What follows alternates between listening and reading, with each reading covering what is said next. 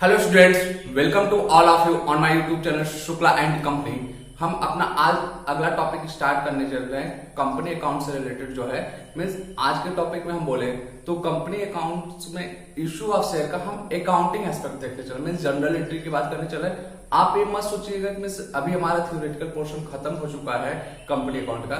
हम ऐसा इसलिए करें ताकि आपका भी इंटरेस्ट बना रहे। अभी नेक्स्ट क्लास जब हम करेंगे तो कंपनी अकाउंट से रिलेटेड जो भी और थ्योरीज आपके लिए इंपॉर्टेंट है उसको हम डिस्कस करेंगे। इसलिए हम कहेंगे कि आप अपना जो भी नोट्स बना रहे हैं उसमें 2 से 3 पेजेस छोड़ के फिर इस चीज को कीजिएगा। मीन जो भी जनरल एंट्री की बात हम करने चल रहे हैं आज, तो उसको आप 2-3 पेजेस छोड़ दीजिएगा, फिर अपने जनरल एंट्री के पोर्शन को कीजिएगा। ठीक, आज की क्लास स्टार्ट करें उससे पहले आप क्वेश्चन सुनिएगा जिसको आपको कमेंट बॉक्स में आंसर देना है। पहला क्वेश्चन आपका है कि आर्टिकल ऑफ एसोसिएशन क्या होता है। सेकेंड क्वेश्चन है कि मेमोरेंडम ऑफ एसोसिएशन क्या होता है। थर्ड क्वेश्चन है कि प्रोस्पेक्टस क्या होता है, एंड कि अगर कोई कंपनी प्रोस्पेक्टस नहीं बनाती है तो ऐसे केस में उसे क्या करना होगा। ठीक, और किस कंपनी को प्रोस्पेक्टस बनाने की जरूरत पड़ती है। ये सारे क्वेश्चंस हैं जिनका आपको आंसर कमेंट बॉक्स में देना है। हम फिर कहेंगे कि अगर आपको लगता है ये सब चीजें नहीं पढ़ाई गई हैं तो मैं बिजनेस ऑर्गेनाइजेशन की क्लासेस में सारे चीज को कवर करा चुका हूं। जो लोग नहीं देखे हैं तो बिजनेस ऑर्गेनाइजेशन की क्लास पार्ट नंबर 5 से 9 तक देख सकते हैं। उसमें कंपनी अकाउंट के मैक्सिमम पोर्शन जो थ्योरीज के हैं वो मैं कवर करा चुका हूं। तो आइए आज के अकाउंटिंग पॉइंट को देखते हैं कि हमारा जो जनरल एंट्री से रिलेटेड चीजें हैं कंपनी के अकाउंट में। ठीक, अब बात करते हैं कि अगर हम कहें कि जो हम यहाँ पे अकाउंटिंग करते हैं, जनरल एंट्रीज करते हैं, तो आप एक चीज ध्यान दीजिएगा कि हम पब्लिक कंपनी के बारे में करते हैं। क्योंकि आपको पता होगा कि प्राइवेट कंपनी जो होती है वो जनरल पब्लिक को तो जल्दी शेयर इशू करती नहीं, और यहाँ पे जो हम अकाउंटिंग करते हैं बेसिकली कहें तो जनरल पब्लिक के लिए किया जाता है, उस अकाउंटिंग को हम करते हैं। ठीक, कि अगर हम बात करें कि कंपनी जो है शेयर किसको किसको इशू कर सकती है, शेयर इशू मीन्स, और हम यहाँ पे बोले कि पर्सन के बारे में बेसिकली जो हमारा है किसी और शेयर इशू कर सकती है। और ये जो भी बात हम कर रहे हैं कि यहां पे ध्यान दीजिएगा कि 2 तरीके से किया जा सकता है। हम कहें कि for cash and other than cash. अब जब हम बात करते हैं फॉर कैश की, तो फॉर कैश में मीन्स पैसे, जहां पे आपको मनी की नीड्स होती है तो उस जगह पे आप किसको इशू करते हैं, शेयर को पब्लिक को करते हैं। ठीक, और दूसरा केस बोले कि अदर देन कैश मीन्स जहां पे आपको कैश की जरूरत नहीं है तो वहां 2 पर्सन को इशू किया जाता है। पहला आपका है प्रमोटर्स एंड वेंडर्स। ठीक, ये दूसरा हो गया। तो अगर अब हम यहां से कहें कि शेयर इशू करने की जो बात आ रही है बेसिकली किसको किसको किया जा सकता है, तो यहां से 3 लोग निकल के आ रहे हैं। पहला पब्लिक, दूसरा प्रमोटर्स, थर्ड जो है आपका वेंडर्स। प्रमोटर और वेंडर्स को जो किया जा रहा है यहाँ पे हमें कैश की जरूरत नहीं होती है। प्रमोटर्स को हम बोले तो इसके सर्विसेज के लिए किया जाता है, जो भी ये सर्विसेज दिया जाता है मीन्स कंपनी को फॉर्म करने के लिए जो भी ये अपना सर्विस देता है उस सर्विस को क्या करते हैं हम कैश न देके इसको शेयर दे देते हैं। वेंडर को बोले तो इससे हम जब कोई भी एसेट्स वगैरह परचेज करते हैं तो उस एसेट्स को क्या करते हैं कि जो उसका पेमेंट करना होता है वहां पे कैश न देकर उस वेंडर्स को हम क्या करते हैं शेयर इशू करते हैं। ठीक, तो अब एक चीज याद रखिएगा, वेंडर कौन होता है, तो अब यहाँ से आपको समझ में आ जाना चाहिए क्योंकि ये भी कई बार पूछ लिया जाता है, बच्चे कंफ्यूज हो जाते हैं। तो जिस भी पर्सन से आप फिक्स्ड एसेट्स वगैरह परचेज कर रहे हैं तो वो क्या होता है आपका वेंडर कहलाता है। ठीक, ये हुआ हम कहें कि शेयर इशूड पर्सन की बात। अगर अब हम यहाँ पे बात करें शेयर इशू की बात अगेन, और यहाँ पे जो बात करते हैं वो प्राइस की करते हैं। मीन्स जो शेयर हम इशू करेंगे उस किस प्राइस पे कर सकते हैं। ठीक, तो हमारे पास यहाँ पे भी 3 कॉन्सेप्ट आते हैं। ठीक, अब वो 3 क्या है ये देखते हैं कि हम बोले at par value, at discounted value at premium value. अब इसको समझने के लिए हम आपको केवल एक एग्जांपल दे रहे हैं। आप फॉर एग्जांपल मान लीजिए कोई एक कंपनी का शेयर है जिस शेयर का दाम क्या है 100 रुपए है, ठीक। ये उसका हम कर सकते हैं एमआरपी का। अब पहली चीज तो एक चीज यहाँ पे हम क्लियर कर देते हैं कि आप लोग के माइंड में कंफ्यूजन नहीं होना चाहिए। एट डिस्काउंटेड वैल्यू मीन्स कि हम कहें कि जो किसी भी चीज का एमआरपी है अगर उसको बिलो एमआरपी कर रहे हैं तो क्या होता है, तो इसके लिए बहुत सारे हम कहें टर्म्स एंड कंडीशन दिए गए हैं, ठीक है। तो उस आप कंफ्यूज मत होइएगा, थ्योरी वाले पोर्शन पे जब हम आएंगे तो डिस्काउंटेड वैल्यू का जो भी आपका थ्योरेटिकल पार्ट है मीन्स जो भी कॉन्सेप्चुअल चीजें हैं वो हम पूरा का पूरा आपको समझाने वाले हैं कि मीन्स कब आप इश्यू कर सकते हैं, कौन कौन से सर्कमस्टेंसेस बनते हैं कि जब आप डिस्काउंट पे इश्यू कर सकते हैं या कब नहीं कर सकते हैं, वो सारी चीजों की क्लियरिटी हम आपको कराएंगे। अब हम आते हैं यहाँ पे जो हम बोले हैं कि अगर हम इशू की बात करें प्राइस पे तो इन तीनों का मतलब क्या होता है। हमने बोला कि अगर मान लीजिए किसी शेयर का दाम है 100 रुपए मीन्स एमआरपी, अगर उसी चीज को हम बोले कि 100 रुपए में ही बेच रहे हैं तो उसको बोला जाता है एट पार वैल्यू, और इसी को दूसरा नाम से बोलते हैं फेस वैल्यू। मीन जो उसकी एमआरपी है उस एमआरपी पे ही बेचा गया है, ठीक।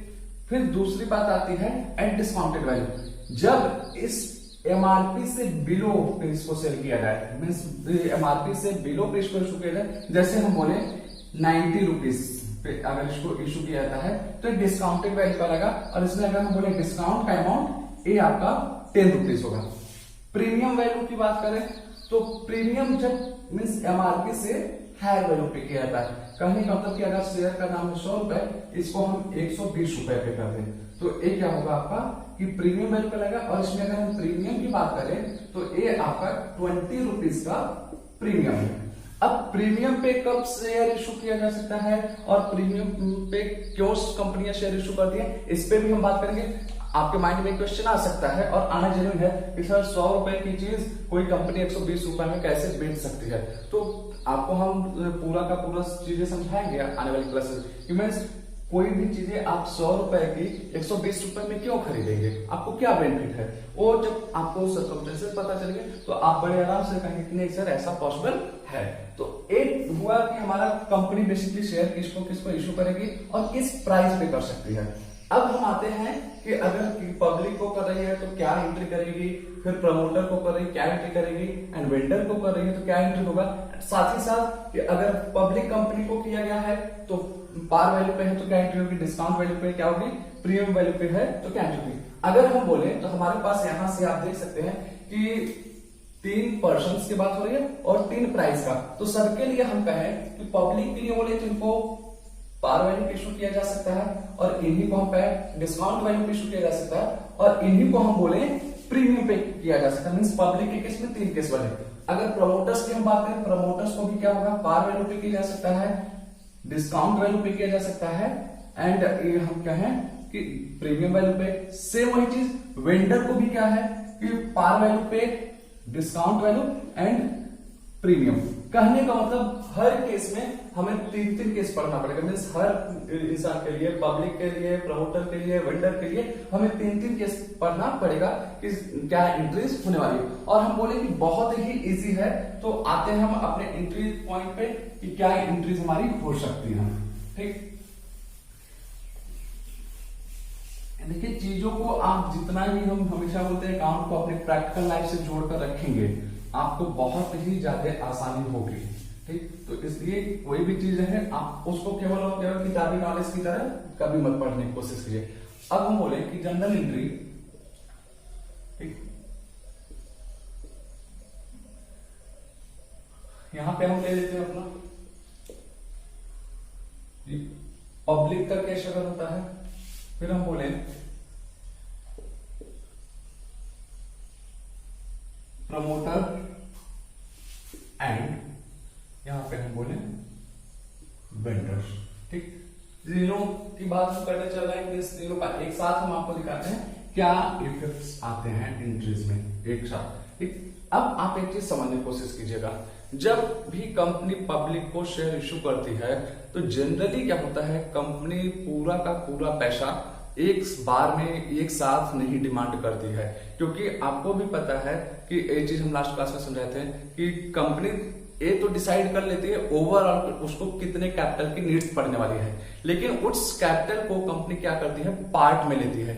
रीजन कि ताकि उसके ऊपर हम कहें कि कॉस्ट बर्डन ना पड़े, मीन्स कॉस्ट ऑफ कैपिटल उसकी इंक्रीज ना हो। अब कॉस्ट ऑफ कैपिटल क्या होती है समझने की कोशिश कीजिएगा। मीन्स अगर आप किसी से कोई भी कैपिटल रेज कर रहे हैं, मीन्स आप कैपिटल बोरो कर रहे हैं, तो ऐसे केस में होता क्या है कि आप सामने वाले को कुछ ना कुछ पे करेंगे। तो आप हमेशा मीन्स कंपनी हमेशा ये सोचेगी कि वो उतना ही कैपिटल रेज करे जितना उसको करंट में रिक्वायर है, ताकि उसको अधिक उस पे ना करना पड़े, मीन्स उस पे रिटर्न बहुत ज्यादा पे ना करना पड़े।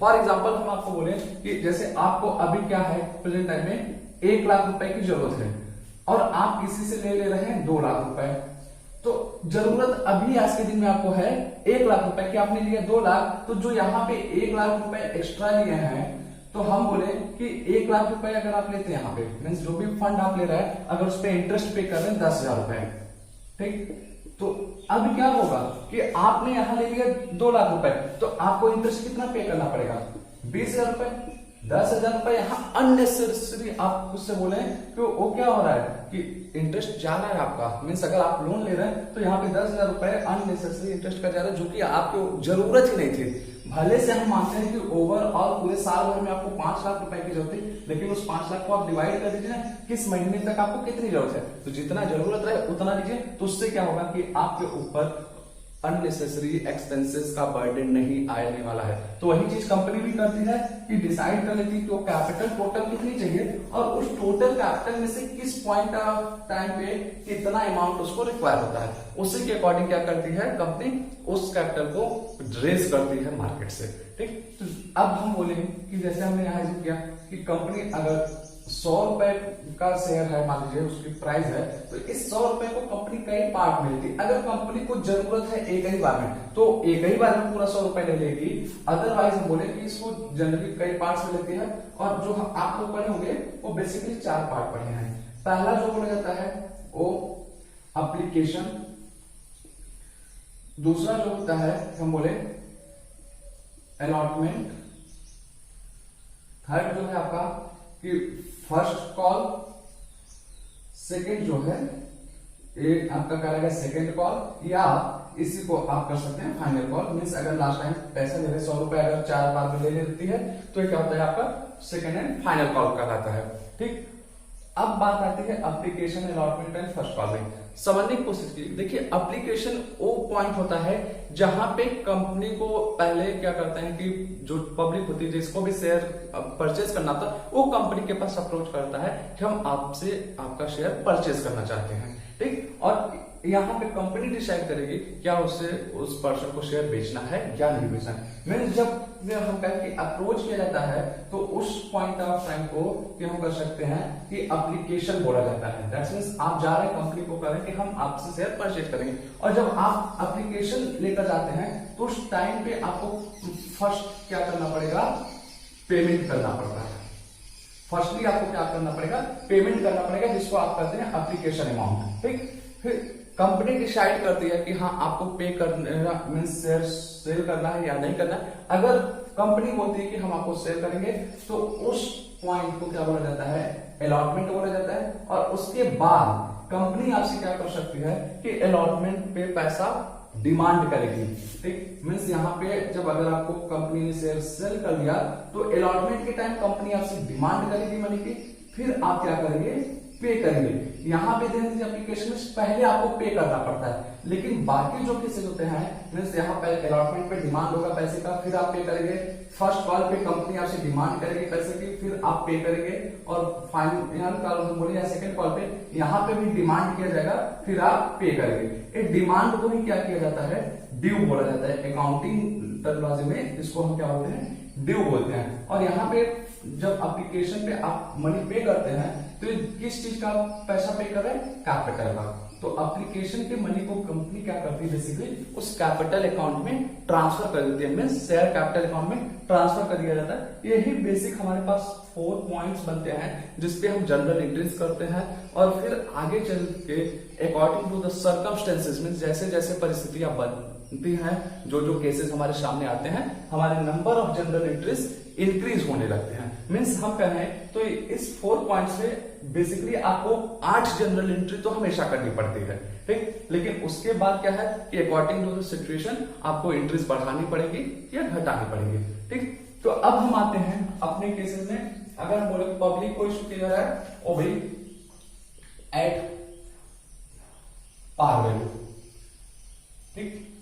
और प्रमोटर को भी हम बोलते हैं पार वैल्यू, एंड वेंडर के लिए भी लेते हैं पार वैल्यू की बात करते हैं। अब अगर हम बोले कि यहाँ पे कि पब्लिक को पार वैल्यू पे इशू किया जाए, तो हमने आपको दिखाया कि 4 केसेस बनते हैं। तो एप्लीकेशन के केस में क्या होगा कि फर्स्ट मीन्स हम बोले एप्लीकेशन के केस में हमने आपको बताया 2 चीजें होंगी।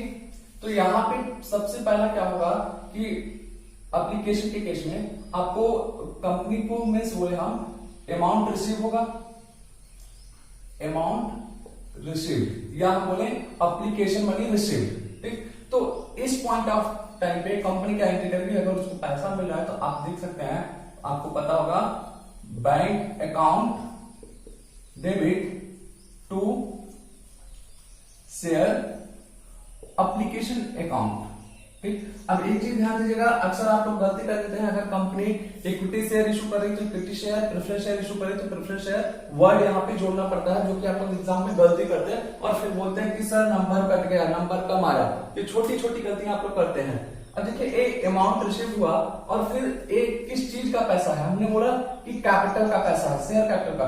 तो इस फंड को क्या करते हैं हम, ट्रांसफर टू कैपिटल अकाउंट कर देते हैं, कैपिटल अकाउंट। तो दैट्स मीन्स जब हम इस एप्लीकेशन मनी को शेयर कैपिटल में ट्रांसफर करते हैं तो हमारी एंट्री क्या हो जाती है, शेयर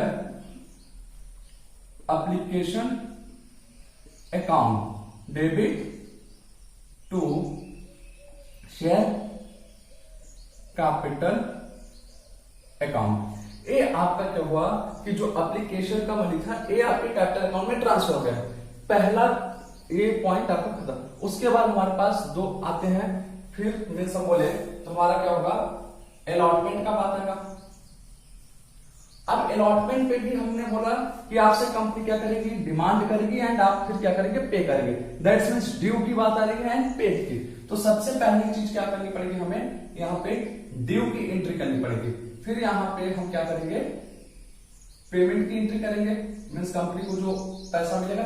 अगर हम ड्यू की एंट्री की बात करें तो यहाँ पे आप कर सकते हैं, हम जिस चीज का पैसा आप क्या कर रहे हैं, ड्यू करा रहे हैं, share allotment account debit to share capital account. And अगर हम पेमेंट की बात करें तो आपको पैसा क्या होगा, मीन्स कंपनी को पैसा रिसीव होगा, तो कर सकते हैं bank account debit to share allotment account. अब पैसा किस चीज का रिसीव हो रहा है, यहाँ पे अलॉटमेंट का मनी आ रहा है, ठीक। और एक चीज ध्यान दीजिएगा, कंपनी के केस में हमेशा बैंक वर्ड यूज किया जाता है। कैसे, क्योंकि आपको पता होना चाहिए कंपनी में जब भी कोई भी चीजें होती है चेक में बेसिकली होते हैं, ठीक। और आप ये भी ध्यान दीजिएगा कि कभी भी आप अगर कोई भी अमाउंट पे कर रहे हैं above 20,000 from the point of view income tax, वहां पे आपको उसका पेमेंट हमेशा चेक में करना रहेगा, आप कैश में नहीं कर सकते हैं, ठीक। आगे चलते हैं, हमारा फर्स्ट कॉल की बात करते हैं। तो फर्स्ट कॉल पे भी हमने बोला कि सेम चीज होने वाली है। पहले हम क्या करेंगे, ड्यू करेंगे एंड फिर पेमेंट बोले, या हम कहें कि एक अमाउंट कंपनी को रिसीव होगा, ठीक। अब ड्यू के टाइम क्या होगा, सेम यही चीज होने वाली, बस चीजें बदलेंगी। क्या, यहां पे हो जाएगा share first call account debit to share capital account and receive पे क्या हो जाएगा, बैंक अकाउंट डेबिट टू आपका हो जाएगा share first call account, means first call का पैसा आपको मिला। फिर आपका फोर्थ आएगा सेकेंड कॉल, या हम इसको बोले अगर फाइनल कॉल दिया है क्वेश्चन में तो फाइनल कॉल का। तो यहाँ पे भी आपके दो केसेस बनेंगे, ड्यू एंड हम बोलेंगे पेमेंट या रिसीव, मीन्स जो आप पैसा ड्यू कराया है, मीन्स कंपनी ने ड्यू करा वो अमाउंट कंपनी को रिसीव होगा। तो अब यहाँ पे भी ध्यान दीजिएगा, सेम यही चीजें चलेंगी। हम इसकी एंट्री को लिख दे रहे हैं क्योंकि पीछे हो सकता है आपको दिखाई दे, तो हम यहाँ पे आपको बता दे रहे हैं शेयर फर्स्ट कॉल की जगह आप कर सकते हैं share second call account debit to share capital account and receive की एंट्री हो जाएगी bank account debit to share second call या टू शेयर फाइनल कॉल। ये आपका बात है पार वैल्यू पे, मीन्स जब आप क्या कर रहे हैं, कंपनी क्या कर रही है कि शेयर्स को उसके फेस वैल्यू पे इशू कर रही है, एमआरपी पे इशू कर रही है। ठीक, अब हम आते हैं सेकेंड नंबर पे, मीन्स वेंडर्स पे देखते हैं। अगर वेंडर को पार वैल्यू इशू किया गया है तो क्या होने वाला है। ठीक, एक बहुत इजी है, हम बोले यहाँ पे एंट्री जो होता है इनकॉर्पोरेशन एक्सपेंसेस, इनकॉर्पोरेशन एक्सपेंसेस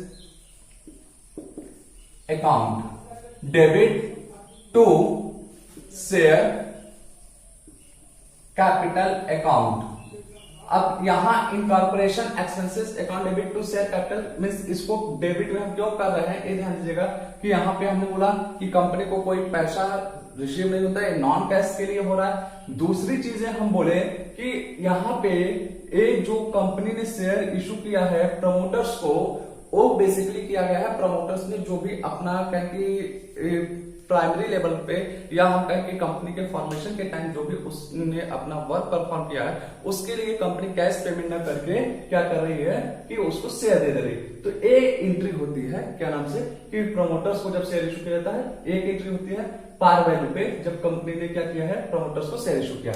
अगर हम वेंडर की बात करें तो वेंडर्स को हम बताएं कि बेसिकली क्या होता है, वेंडर वो पर्सन होता है जिससे कंपनी क्या कर रही है एसेट्स परचेज कर रही है क्रेडिट पे और उसको क्या कर रही है कि पैसा न देके शेयर दे देती है। तो यहाँ पे दो एंट्री होंगी, आप ध्यान दीजिएगा। पहला तो आपका एसेट्स परचेज का होगा, दूसरा शेयर इशू करने का होगा। तो अगर हम बोले एसेट्स परचेज का तो आपको पता होगा कि assets account debit to vendors account means यहाँ पे अगर आप मशीनी करें तो machinery account debit to vendors account. अब वेंडर जैसे हम बोले कि कोई एक्स कंपनी है तो एक्स लिमिटेड, हम बोले मोहित है तो टू मोहित कर देंगे, जो भी रहेगा उसका नाम कर देंगे। फिर सेकेंड एंट्री जो है शेयर इशू का हो जाएगा, शेयर इशू करने की एंट्री। तो यहाँ पे आप कर सकते हैं vendors account debit to share capital account. ये आपकी बेसिकली बात आ गई कि वेंडर्स को जब शेयर इशू किया गया तो क्या होने वाला है, मीन्स दो एंट्री होंगे। यहाँ पे देखिए कि अमाउंट जो या इस एंट्री में रहेगा वही यहाँ पे रहेगा। बेसिकली जो बातें आती हैं नंबर ऑफ शेयर कितने दिए जाएंगे वो आपको कैलकुलेट करना पड़ता है। अगर हम बोले कि कंपनी ने क्या किया कि 5 लाख रुपए का कोई एसेट्स परचेज किया और एक शेयर का दाम है 100 रुपए, तो कंपनी को नंबर ऑफ शेयर कितना देना पड़ेगा, तो जो भी एसेट्स की प्राइस है और जिस वैल्यू पे शेयर कंपनी इशू कर रही है, यहाँ पे पार वैल्यू पे इशू किया गया है तो पार वैल्यू से डिवाइड कर दीजिए। तो एक का आंसर हो गया, दैट्स मींस यहाँ पे 5000 शेयर कंपनी क्या करने वाली है वेंडर को इशू करेगी। ये आपका जो है कि मीन्स हम बोले पब्लिक प्रमोटर एंड वेंडर्स को जब कंपनी पार वैल्यू पे शेयर इशू करती है तो उससे रिलेटेड अकाउंटिंग आपको हमने बताया। आई होप आपको समझ में आया होगी आज की क्लास। अगर कहीं पे कोई कंफ्यूजन होगा तो आप लोग पूछिएगा। क्लास कैसी लगी ये भी बताइएगा कमेंट बॉक्स में। मिलते हैं आपसे हम नेक्स्ट क्लास में, तब तक के लिए गुड लक, थैंक यू।